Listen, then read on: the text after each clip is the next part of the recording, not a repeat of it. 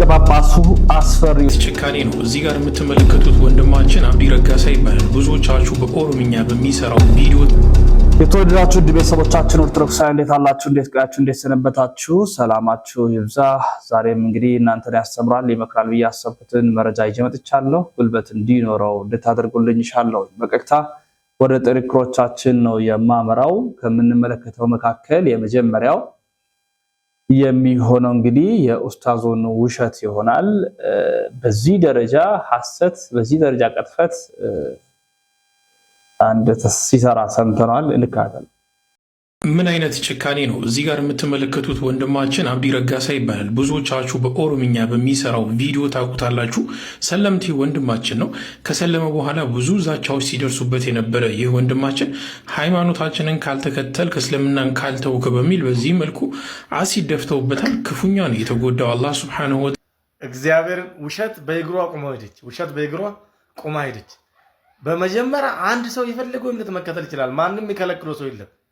ከዚህ እምነት ወደ ሌላ እምነት ሄድክ ለምን እንደዚህ ታረክ ምናምን ብሎ የሚከለክል የለም። በተለይ ከኦርቶዶክስ ገዴ ማለት ነው። ከእናንተ ወደዚህ ከመጣ እናንተ ታስፈራራላችሁ። ለምንድን ነው እንደዚህ የምትዋሸው አንተ? ከዛ ሲያልፍ ደግሞ ልጁ የገዛ ምስቱ ነች የፈላ ዘይት የተደፋችበት። ማንም አሲድ አልደፋበትም። ማን ነው የሚያስፈራራ? ማን ነው እንዲህ አታድርግ ብሎ የሚጠይቀው? ሲጀመር ማንም ቼክ የሚያደርገው ሰው የለም። ተሳዳቢ ነው ልጁ፣ የታወቀ ነው። አንተ ግን በጣም ውሸታም ነህ። በጣም ውሸት በእናንተ ቤት በቃ ትክክል ነው ማለት ነው። መዋሸት በእናንተ ቤት ትክክል ነው። ስማም በጣም ይደብራል። ጠቅላይ መሪው ተገድለዋል ብሏል። ከባድ ነው። አላህ ሰላሙን ያምጣልን። በጣም ልብ የሚነካ ንግግር። ሰው እንዴት ከራሱ ጋር ይጣላል? እኔ እንደዚህ ልጅ የሚያዝናናኝም የሚያሳዝነኝም ሰው የለም። ይኸውልህ ወንድሜ፣ ሰውን ሰው ስለሆነ ብቻ ልታዝንለት ይገባል። ወራቤ ላይ ምን እንዳልክ ላስታውስህ። የሆነ ማህበር ብቻ እንዲኖር ሌላው እንዲጠፋ ተነሱ ግደሉ ስትል ነበር። አክሱም ላይ የሚኖሩ ጨዋ ህዝቦችን ተነሱና በጥብጡ ስትል ነበር። እነዚህን እንኳን ተዋቸው። አንድ እፎይ የሚባልን ግለሰብ ካልተገደለ ካልገደል ነው ብለህ እንቧ ከረዩ ስትል የነበርከው አንተ ነህ። ታዲያ እዚህ ጋር ግደሉ፣ እዛ ጋር ደግሞ ሞተዋል።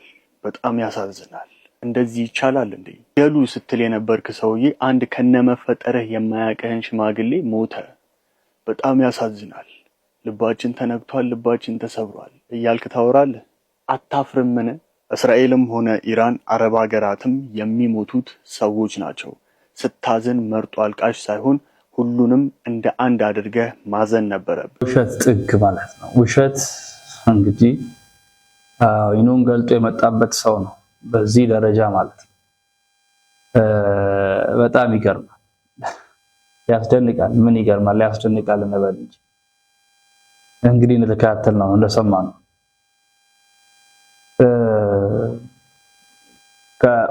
ከክርስትና ወደ እስልምና ነው መሰለኝ የገባው ልጁ። ያንን ተከትሎ ስለ ክርስቲያኖች ናቸው ዘይት አሲድ ደፉበት፣ አሲድ ተረፍቶበት እንደዚህ ሊሆን ማለት ነው። ጭንቅላታቸው እንኳን ምን አይነት እንደተበረዘ መታየት እንደዛ። እንግዲህ የተባለው ምንድነው? ሚስቱ ናት ዘይት ተደፋችበት፣ የፈላ ዘይት ደፋችበት የተባለው መረጃ ከወጣም ቆይቷል። ሆነ ብሎ ሃይማኖታዊ ለማድረግ የሄደበት ጥላቻው ግን በጣም የሰው ልጅ ክፋት ልኩ ምን ያህል እንደሆነ ያሳያል።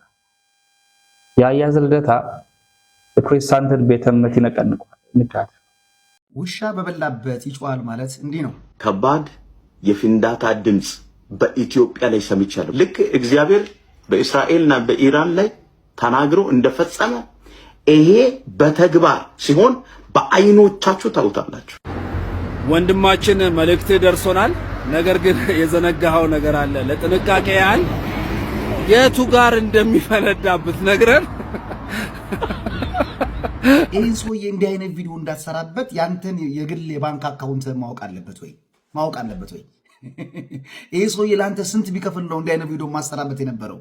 አንተ እውነተኛ የእግዚአብሔር ወንጌልና የእግዚአብሔር መንግስት የሚቆረቆረ ቢሆን ኖሮ የዚህ ምስኪን እዚህ ገባ የማይባል ማንም የማያውቀውን ሰው ነብይ አምጥተ ሐሰተኝነቱን አጉልተ ተናግረ መቼ ነው የሚፈጸመው ብትነግረን ብለ ለማሳጣት የሞከርከውን ትንቢት ምን አለበት ታዲያ በሚከፍሉና በምታሸረግድላቸው ነቢያት ቅርሻታቸውን እየጠረክ ባንዲራ ይዘ የምታውለበልብላቸውን የነዛን ትልልቆቹን አሳማ የሆኑ ነቢያትን ትንቢት ግን ለምን አልጠየቅም? ምክንያቱም እነሱ የግል አካውንትን ያውቃሉ። አንተን ጸጥ ለማሰኘት በባንክ አካውንት ዘጭ ያለ ነገር ይገባልሃል ማለት ነው። ሰው እንዲህ በዚህ ደረጃ ምስኪን ሰው አሳጥተህና አቅልለህ ተናግረህ አንተ አሁን የሐሰተኛ ነቢያት ተቋሚ ነህ እንድትባል ነው? ቀኑን ንገረኝ፣ ሰዓቱን ንገረኝ ያልከው አሁን አንተ ማላገጥ ነው። ይሄን ነቢይ አሁን አንተ ማሳጣት ነው። ግን ከዚህ ሰውዬ በላይ ያሉ ሰዎች አሉ፣ ሐሰተኛ ትንቢት ተናግረው አገር የሚበጠብጡ በወንጌል ሰበብና ምክንያት ስንቱን ህዝብ በወንጌል ስም በኢየሱስ ስም የስንቱን ህይወት ያበላሹ ግራ ያጋቡ ስንት ጮማ የሆኑ ሐሰተኛ ነቢያት እያሉ የዚህ ምስኪን ሰው ትንቢት አምጥተ ሐሰተኛ ትንቢትን እንደሚቃወም ሰው አድርጋ ያወራው እንዴ? አንተ እኮ እናውቃለን እኮ ለትላልቅ ነቢያት እኮ አሸርጋጅ እኮ ነው። እሺ አጋልጥ፣ ችግር የለም። ሐሰተኛ ነቢያትን ተቃወም። ይሄስ 2018 በህይወታችሁ ላይ እንደዚህ ነው የሚሆነው። ሻባጋቶስ አካራዲያ ተራሮችን የምትወርሱበት ዓመታችሁ ነው። ከፍ ያሉ ቦታዎችን የምትወርሱበት ዓመታችሁ ነው። በኃይለኞች የተያዙትን የምታሸንፉበት ዓመታችሁ ነው። ጠይቃ ይሄንን ትንቢት መቼ የሚፈጸመው ብለህ ጠይቅ። ቀኑን ንገሩን፣ ሰዓቱን ንገሩን እያልክ ጠይቅ። በእንዲህ አይነት መንገድ ስንት ሐሰተኛ ነቢያት እያሉ ስንት ህዝብን የሚያወናብዱ ሰው የሚያውቃቸው አሰስ ገሰሱን የሚናገሩ ስንት ሐሰተኛ ነቢያት በሞሉባት አገር ይሄን ምስኪን ሰው ማንም የማያውቀውን አምጥተ ሐሰተኛ ነቢያትን እንደሚቃወም ሰው አክታት አድርግ። ዮናታን የዛሬ ስንት ዓመት የተናገረው ጌታ እንደዚህ ብሎኛል። 2014 ዓመተ ምህረት ለእናንተና ለኢትዮጵያ ጭጋግ፣ ጨለማ፣ ማዕበል እና የሞት አዋጅ አልፎ የመድረስ ዓመት ይሆናል። ዮናታን ይህን ትንቢት ሲናገር አንተ ገና ኦርቶፔንቴ ነበርክን? የወንጌል አማኝ አልነበርክም? እዚህ ቲክቶክ ላይ እኔም አንተም ነበርን። ነገር ግን ዮናታን አፍ ማዘጊያ ያለው ይህ ሰውዬ አፍ ማዘጊያ የለውም።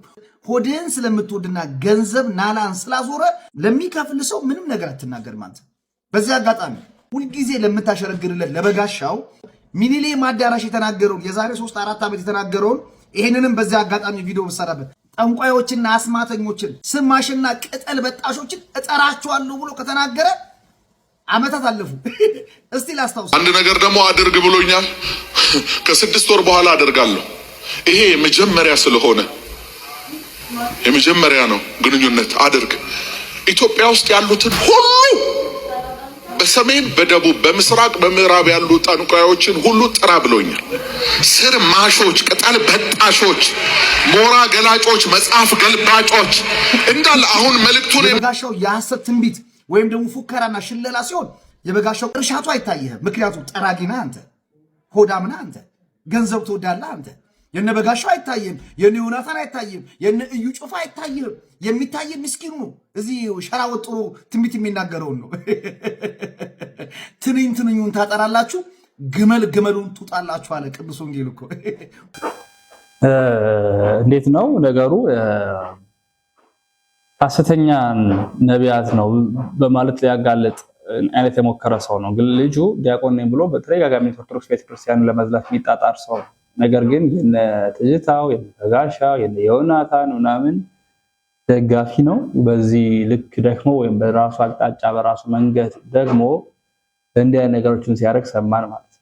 ስለዚህ ትክክለኛ ሐሳብ ነው እንደማች ዘልደታ የተናገረው ራሱ ጉያው ስራ ያሉ ሐሰተኛ የሆኑ ይያሉ እንደዚህ አይነቶችን አውጥቶ እንደመቀለድ ለማድረግ የሞከረበት ነገር ምንም መጀመሪያ በራሱ ቤት ያለውን ጉድፍ ያጥራ ነው። 2007 ዓመተ ምህረት የተቀዳ አንድ ዶክመንተሪ አለ። ይሄ ዶክመንተሪ 1983 ወርሃ ግንቦት ላይ ብፁዕ አቡነ ዲዮስቆሮስ የተናገሩት ነው። የዚህ ትንቢት መስካሪ ሆነን አሁን አለ። የኢራንና የእስራኤል ጦርነት ይዞት የመጣው ጉዳይና መዘዝ ሊቀ ጳጳሱ አስቀድመው በትንቢት መነጽርነት ያዩት ነበር ከ20 ምናምን 30 ዓመታት በፊት። አስደናቂም ነው አስፈሪም ጭምር ነው። ንካት ለሰሞኑ ለእግዚአብሔር መስገን ግንቦት 11 ቀን 1983 ዓመተ ምህረት ነው። ዳግማዊ ምኒልክ ሆስፒታል ሕክምና ሲያደርጉ ለመጠየቅ ሰው ነው ወይ ሄጄ ነበር። እዛ ገባው። ያው ሰላም አልኳቸው። አየ ደህና ነህ? ደህና እግዚአብሔር ይመስገን። ማስተማሩን ትተሃል? እሞካከራለሁ፣ ትንሽ ትንሽ ለፈልፋለሁ። ስላው ለፍላፊዎች ነው የሚሉት ካሉ በኋላ ለትምህርት እንድትሆን ማጣፈጫ አንድ ግጥም ልስጥህና ጻፍ አሉኝ። ትንቢት ነው ለካ እኔ አልገባኝም። ይሄ ወደፊት የሚገለጽ ነው። ጻፍ አሉኝ። እስከ ዛሬ ኖርኩኝ ቢደላይም ባይደላኝ ቢከፋኝ ባይከፋኝ በል አሉኝ። ሁለተኛው ስንኝ ላይ ደግሞ እንዲህ ብለህ ጻፍ አሉኝ። እንግዲህ ተፈጥሮ ሰው ለሚሆን ይብላኝ በል አሉኝ። እንግዲህ ተፈጥሮ ሰው ለሚሆን ይብላኝ። እቺ ማጣፈጫ እንዳዝማች ትሆናለች አሉኝ። ግን ምስጢሩ አልገባኝም። ምስጢሩ ስላልገባኝ ምን ይሆን አሉ። እዛው ላይ እሳቸው ተመሰጡ። እዛው ሳሉ ይመሰጣሉ። ጸሎት አያቋርጡም፣ ግን አይታወቅባቸውም። የማያቋርጥ ጸሎት አላቸው። ተመሰጡ። ከእኛ ጋር መነጋገራቸውን አቆሙ። ያስታውቃል ለውጥ፣ ሰውነታቸው ይለወጣል። ተመሰጡና በቃ ተከዙ። ጥቂት ደቂቃ ከተከዙ በኋላ ምን አሉ? በመካከለኛው ምስራቅ ያናገራቸው ጀመር። በመካከለኛው ምስራቅ በሚሳኤል በርሜል የእግዚአብሔር የቁጣው የመዓቱ የወይን ጠጅ ይጠመቃል። ወይዘሮ ዓለሚቱ በመርዝ ሽቱ ትቀባለች። የኒኩሌር ዶሮ ዳቦ ትገምጣለች። አቤቱ ለፍጥረት ዘንለት ሲሉ ልቤ ነካ። እቺ ነገር አላት ብዬ ጻፉ። 1983 ላይ የተደረገ ወይም የተነገረ ትንቢት ነው። ዓለም ከመካከለኛው ምስራቅ ጀምሮ በኒኩሌር እንደምትናጥ የኒኩሌር ዳቦም እንደምትገምጥ አሁን በኢራንና በእስራኤል ያለው አውድ ይሄ ነው። አሜሪካ ከእስራኤል ጋር በመሆን ኢራንን እያጠቃች ነው። ኢራን በርካታ የኒኩሌር ማብለያዎች አሏት። ያላባራ ሚሳኤል፣ ያላባራ ድሮን፣ ያላባራ ኃይለኛ መሳሪያ፣ ያላባራ ጨረሮች ከቦታ ቦታ ከሀገር ሀገር ይጎነጨፋል። በመካከል በርካታ ንጹሃን ይገደላል። ሀገራት ወደ ሶስተኛ ዓለም ጦርነት ግስጋሴ የሄዱ በሚመስል በረቀቀ ቴክኖሎጂ በሚጓዙበት ልክ አደገኛ አካሄድ የተደረገ ነው። ሚሳኤሉ በዚህ ሰሞን ብቻ ካሁን ተጠቅማ ማታውቀውን ሚሳኤል ኢራን እየተጠቀመች ትገኛለች፣ እስራኤልን ለመደብደብ። አሜሪካም ገና ይሄ ጅማሬ ነው፣ ምንም አልጀመርኩም አለች። የነ ኪም ጆንግ ኡን፣ እነ ሰሜን ኮሪያ፣ እነ ሩሲያ፣ እነ ቻይና ከ10 በላይ ሀገራት፣ አረብ ሀገራት በተለይ ሚድል ኢስት ላይ ያለ አረቡ ሳይቀር ኩዌት ሳይቀሩ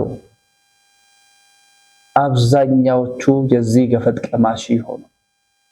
ይህ አካሄድ በባህረ ሰላጤ ሀገራት ላለ ለኛም በቀይ ባህር በኩልም መድረሱ አይቀርም። አፍሪካም የዚህ አደጋ ተቋዳሽ ልትሆን ትችላለች። ዓለም በኒኩለር የነ ቻይና፣ ሩሲያ፣ የነ አሜሪካ፣ የነ ኔቶ አባላት ሀገራት፣ የነ ፈረንሳይ፣ የኢሮፒያን አብዛኛው እንቅስቃሴ ከብዶ እየመጣ ነው። እዚህ ጉዳዩ በጣም አደገኛ የሆነ ጥቂቱን ላሳያችሁ። የሰሞኑ መረጃ ምን ይመስል እንደነበር ሰዎች የኢራን ጦርነት ቀልድ አይደለም፣ እንደ ቀልድ አትዩት። በሶስት ሀገራት መካከል የተጀመረው በእነዚህ በአሜሪካ በእስራኤልና በኢራን መካከል የተጀመረው ጦርነት አሁን እነዚህን 13 ሀገራት የተባበሩት አረብ ኤሚሬትስ፣ ዩናይትድ ኪንግደም ወይም ደግሞ እንግሊዝ ገብታለች፣ አሁን ሳውዲ አረቢያ፣ ሌባኖን፣ ሳይፕረስ ላይ ጥቃት ተፈጽሞ ነበር፣ ባህሬን፣ ኳታር፣ ሶሪያ፣ ኦማን፣ ጆርዳን፣ ኩዌት፣ የመን፣ ኢራቅን ጨምሮ ሌሎችንም ሀገራት አሳትፎ የሚያሰራው ነገር ደግሞ ምን መሰላችሁ? ኢራን ሳይፕረስ ውስጥ የሚገኝ የብሪቲሽ ሚሊተሪ ቤዝ ወይም ደግሞ የእንግሊዝን ሚሊተሪ ቤዝ የጦር ሰፈር እንግዲህ ጥቃት ፈጽማለች በድሮን አታክ ማለት። ያለ ማለት ደግሞ ችግሩ ምን መሰላችሁ? ሳይፕረስ የአውሮፓ ህብረት አባል ሀገር እና አናታኮን ዋን ስቴት አናታኮን ኦል ስቴትስ የሚባል ነገር አላቸው። ወይም ደግሞ የአውሮፓ አባል ሀገራት አንዱ ሀገር ላይ ጥቃት ስትፈጽሙ አንዱ ሀገር ላይ የተፈጸመው ጥቃት ሁሉም ሀገራት ላይ እንደተፈጸመው ጥቃት ነው። ያ ማለት አውሮፓ ህብረት ወይም ደግሞ አጠቃላይ ዩሮፒያን ዩኒየን ኢንጌጅ ሊያደርግ ነው፣ ኢንቮልቭ ሊያደርግ ነው እዚህ ጦርነት ውስጥ ማለት። እንግዲህ ሰዎች አሁን ጦርነቱ እንደዚህ እየተስፋፋ እየተባባሰ ከመጣ በጣም ችግር ነው። ያውላችሁ የስትሬት ኦፍ ሆርሙዝ ነው ኦፊሻሊ ክሎዝድ ሆኗል አሁን ላይ ማለት ነው። ስለዚህ ከዚህ በኋላ የኑሮ ውድነቱ በዓለም አቀፍ ደረጃ ከፍ እንዲል ጠብቁት እዚሁ ስቴጅ ላይ ባለበት። ከዛ ደግሞ እነዛ ሁሉ ሀገራት ኢንቮልቭ አድርጎበት ምን ሊሆን እንደሚችል ማሰብ ነው። ጋይስ በአይነቱ ለየት ያለ ሰበር ዜና አለን። እንግዲህ እስካሁን ደስ ኢራን ከተጠቀመቻቸው ሚሳኤሎች ለየት ያለ ሚሳኤል በትናንትናው ዕለት በመካከለኛው ምስራቅና በእስራኤል ላይ ስተኩስና ስታዘም እንደነበር የተነገረ የሚገኘው። ምሽቱን እስራኤል ውስጥ የምትኖሩ ቢሆንና በቴል አቪቭ አካባቢ ህይወታችሁን የምትገፉ ሰዎች ብትሆኑ ቃል ብላችሁ ሰማይ የምትመለከቱ እንደዚህ አይነት ምስል ነበር የምትመለከቱት።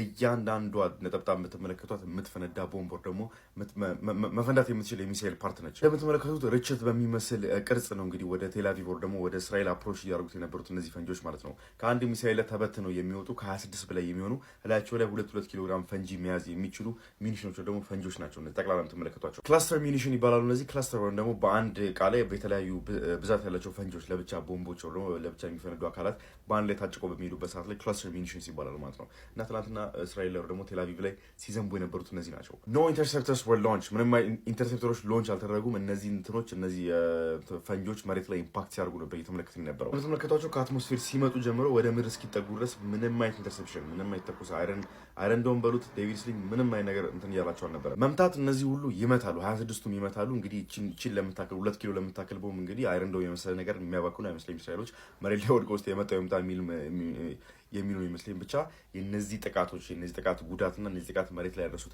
ኢምፓክት እስካሁን ድረስ አልታወቀም። እሱነስ መረጃው እንዳገኘው መረጃው እንደወጣ ለእናንተ ማድረሳቸው ይሆናል። ፕላስ ምልክቷን መንካት እንዳትረሱ። አደገኛ ዓለም በጣም በከባድ ርቀትና ሂደት ውስጥ ነው ያለችው። ስለ ዓለማችን፣ ስለ ሀገራችን ስላለ ሁኔታ ስለሚሆነውም ነገር አጥብቀን ልንጸልይ ይገባል የሚል መልእክት ለማስተላለፍ ወዳለሁ። ሰባኪያን ሌላ ቦታ ሲጋበዙ ክፍያ ግዴታ ነው። ሁለቱ ሊቆች እንዲህ ይሉናል። ትምህርትም ግዴታ አይደለም እኮ ለማስተማር ከአበል ጋር ከምን ጋር የሚገናኝ አገልግሎት አይደለም። እውነቱ ይሄ ነው። ቤተክርስቲያኒቱ መደበኛ አገልጋይ ብላ ቀጥራለች። ስምሪቱን በእርግጥ አሁን ያው ቁም ስቅሎ የጠፋ ሆኗል እንጂ ማለት ማንም የሚልክ ማንም የሚጠራ የሚለው ነገር ሆኗል እንጂ ቤተክርስቲያኒቱ በተዋረድ ገሌን መድብ ያለው ማለት ስልጣን አላት እንደ ሀገረ ስብከት። እዚያ ሄዶ ማስተማር፣ እዚያ ሄዶ ማገልገል፣ እዚያ ሄዶ አገልግሎቱን ፈጽሞ ምዕመናንን አጽናንቶ መመለስ ይሄ የኛ አንዱ ግዴታችን እንጂ ትርፍ ስራችን አይደለም። ይሄኛው ለኛም ማለት ነው ትርፍ ክፍያ የምንሻበት አይደለም። አሁን ግን ምዕመናን ደስ ካላቸው ሞልቶላቸው ተሳክቶላቸው ካደረጉት ግን ኃጢአት ነው ብለን ደግሞ የምንናገረው ነገር አይደለም። ክርስቶስ የተቀበልናቸውን መንፈሳዊ አገልግሎቶችን ተገን አድርጎ ከምዕመናን ስጋዊ ጥቅም መፈለግ ሕጉ አይፈቅድም ነው እያልን ያለ ነው። እኛንም ጨምሮ እኛም እኮ ክርስቶስ የሰራትን ወንጌል ነው የምናገለግለው አይደለ? ክርስቶስ በሰራት መቅደስ ውስጥ ነው የምናገለግለው እና ጥቅም ሳንሻ ማገልገል ግዴታችን ነው። እንደ ሰው ለመኖር የሚያስችለንን ያክል ነገር ምዕመናን ያደርጉልን የሚለውም ልክ እንደዛው ቅዱስ ጳውሎስ እንደተናገረው እኮ ነው። የሰበክነውን ያህል ያገለግልነውን ያህል ሳይሆን በጥቂቱ ልንመገብ ይገባል። ለምን ወይን ተክሎ መኑ ዘይተክል ወይን ወይ ይበልጣም ሆ ወይን ይተክላል። ቤተሰቦቻችን የዛሬ መረጃዎቻችን ይመስላሉ። በሌሎች መረጃዎች እንመለሳለን። ተሰነባበትን። ሰናይ ቆይታ